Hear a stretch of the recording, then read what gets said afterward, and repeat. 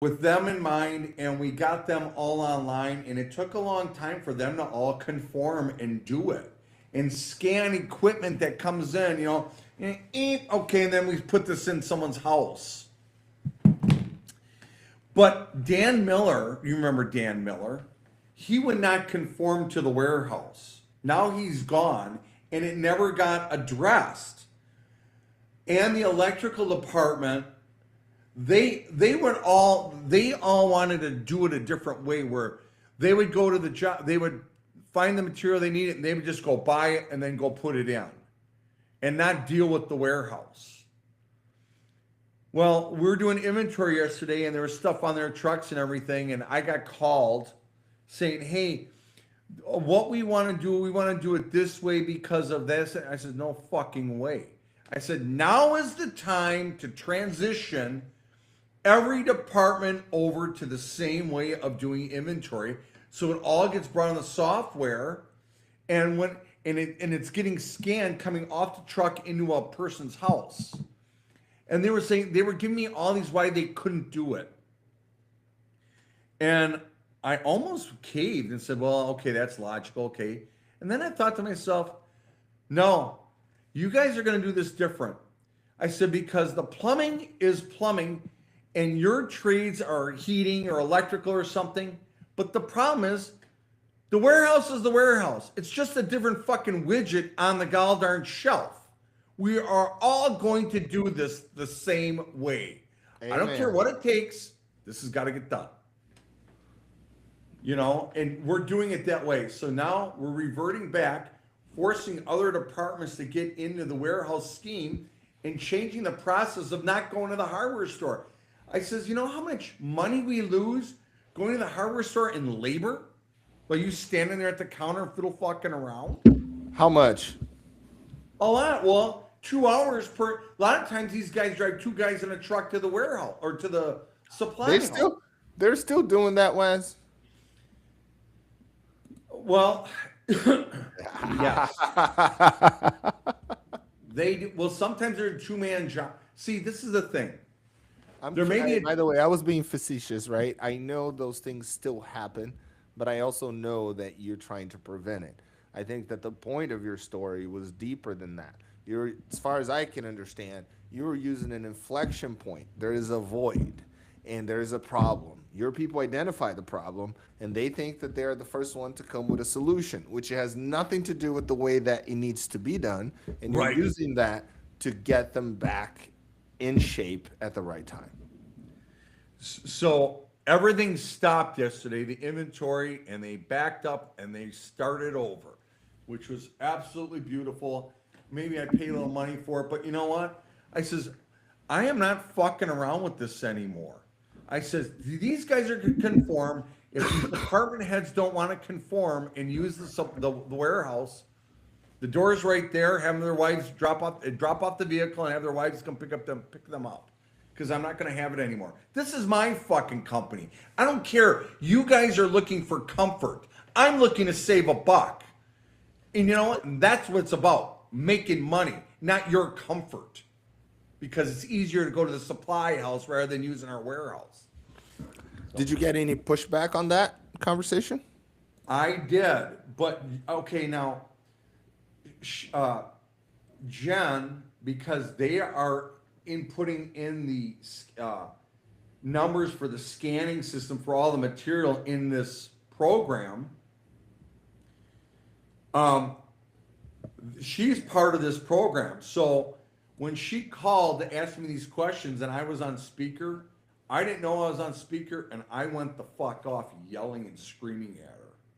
"This is fucking bullshit. Tell them to get the fuck out." I was all in I didn't know that they were on, that I was on speaker, and everybody else in the room heard it.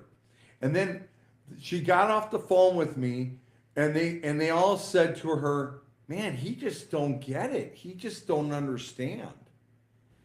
And Jennifer had a moment and said, "Wait a minute. No, you guys don't understand. He is totally right in what he's saying, and we got to stop it and start the fuck over." So she did. She stopped it and made everyone conform. And then she says, "Okay, fine. Wes said that we could possibly do it the way you guys want it. However, there's no tracking the material. So now every quarter, every 6 months, when we go to do inventory of the trucks, when your trucks in your department are down $8,000 each, you can answer to Wes why you lost him $50,000 or $60,000 in a 6 months. And they all of a sudden said, oh, we don't want that. She says, you can be responsible. We don't want to be responsible. All right, then you're going to conform and fucking use the warehouse. And this is the way it's going down. And they all were like, yeah, they didn't want the response. Okay, we'll do it. When can we set up the meeting to, you know what I mean? They were all on board then. She said, you're going to be responsible. She says, each truck, she says, he lost 3 or 4 years ago before we started this project. He lost about $250,000 a year in material. She said, you got 4 departments. She said, you got 4 departments. That's an average of about $50,000 to $60,000 per division losing money every year. So do you want to answer to Wes about that? Why you lost $50,000 of his money? He'll probably send you out the fucking door. So with that being said, do you want to be responsible or do you want to do it the way we want to do it? And they were like, yeah, we don't want the responsibility because they know that there's abuse that's happening and they're fucking waking up to it now. So, I mean, look at the money I spent putting in the software, labor hours behind the scenes, buying the building to have a warehouse in. All these things, and then inventory. Now the guy's not in the field because we're inventorying his truck. He's inventorying. So now he's a non-billable employee for a couple of hours. There's a lot of money that's been spent on this. And I fucking lost my shit yesterday and just said, you know what? This is my fucking money. We're doing it my fucking way, okay? I don't give a fuck about your comfort, okay? We're not doing it that way. This is about making money, and this is the way it's going down. And that's the way it kind of played out. And they were like, oh, sheepish. But they came around. So it's exciting. I think that we are making great moves, and I think it's all coming in to play this next year. Processes and things of that manner. Does this thumbnail reflects what you're saying? You want me to read the bottom? Oh, the top, the title. Oh, no White. more excuses. We're all doing it one way. Yep. Yeah, Or that's it. no more excuses. We're all doing it one way. I don't care about your comfort. Well, I will write that later. I'll have that written. I was just testing to see how quick I could come up with the title. Let me stop presenting. No, it was fine. It was fine what you titled. But the thing is that we are all doing it one way. We are not worried about, they were all saying, well, our trade is a little different. Your trade ain't a little different. It's just This a is different just the widget on same. shelf. For my consultant friends, Perez, I'm gonna forward this section to you. Isn't what Wes said the same excuse we always get? It doesn't matter what client we have, whether you are an astronaut, an IT manager, the director of maintenance at a back of the woods plant in Sinaloa, Mexico, you are going to claim that your department's specialty, it is so unique that there is no way in the world to be optimized, standardized, reduced, improved. It doesn't matter. Your thing is different because it's yours. You're like, okay. Yeah. No, it's not. Right. What's the thing that makes you different is the thing that makes you the same. You are unique just like everybody else. Everyone is unique, but we're the same. We all have different DNAs, with very few exceptions with a twin. But we're all the same. We eat the same. We need energy the same. Input, output. Take care of your health. Maybe shave. You need some clothing. You need some fun. It doesn't change that much, right? So we got to, as CEOs of our careers, of our companies, understand when the pushback is legitimate or when is just the same old reason packaged a different way, spoken in a different language or a different twang. Yeah. So I loved it. I loved it. And you know what? And after I got off the phone and I was yelling and screaming, I'm still driving down the road, you know. And all of a sudden I get a text, and it was Jennifer. She said, "Your speech was so powerful. We're stopping everything and starting over." I love it. So do I. I love it. Love it. And they all heard it on speakerphone. And I loved it that she explained it to them when they said, "I didn't get it." Wes, he's just not understanding. He's not getting it. I'm like, bull fucking shit. It's my goddamn bank account. I understand loud and clear. This is the way we're fucking doing it. You know what I But mean? isn't it? But it's always like that because you come with decisions that are not obviously, but 99% of the time based on how much money's coming out, how much money's coming in today, next quarter, whatever you're thinking. You're not just like, oh, it's out of thin air. Go do this different. How, but it's always like that. But you always Yeah. say, right? No one cares about your stuff as much as you do. So sometimes you do need to really say, hey guys, let me tell you exactly what I mean. And I might, and you might shout a little bit. Later you can correct it. But sometimes you do need to put your foot down. And I did yesterday hard. And they all like fucking, I loved it that they doubted me, and then Jennifer turned it around on them because she was on their side. They were all on the same side about asking my permission to go a different route to make it easier. Even Jen was on it, and she was the representative of the group to ask. So you had a mini union in your job. Huh? They were trying to unionize. Yeah.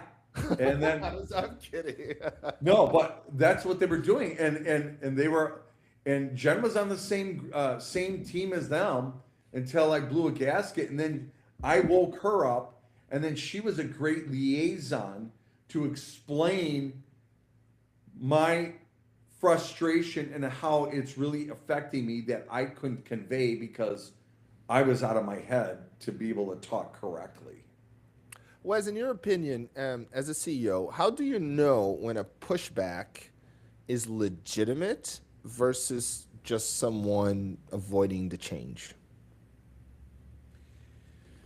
Well, in the past I could have said I don't know, but now I do know. And it's all the fucking bottom line. It's the bottom line. If it's going to affect the bottom line in a negative, it ain't a good excuse. If it's going to affect the bottom line on a positive, that's why we're doing it.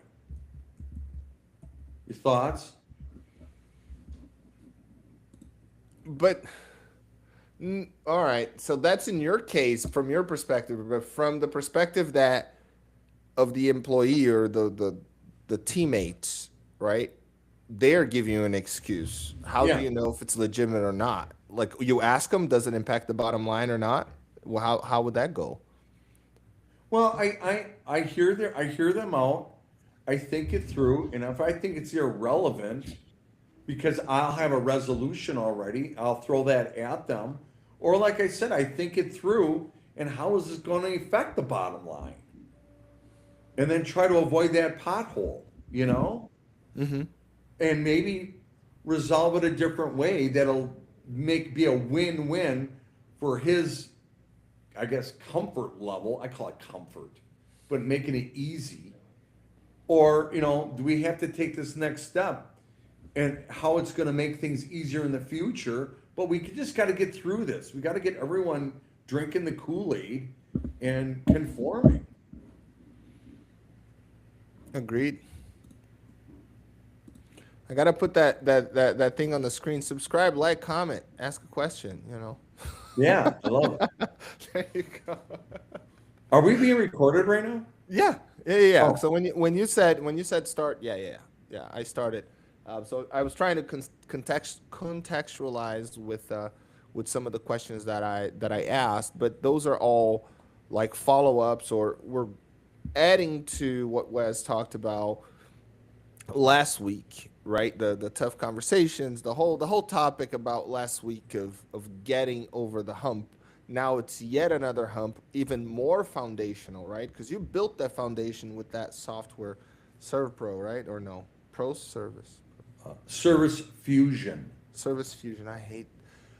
Okay, Service Fusion. Yes. So with the Service Fusion platform, you created foundation years ago.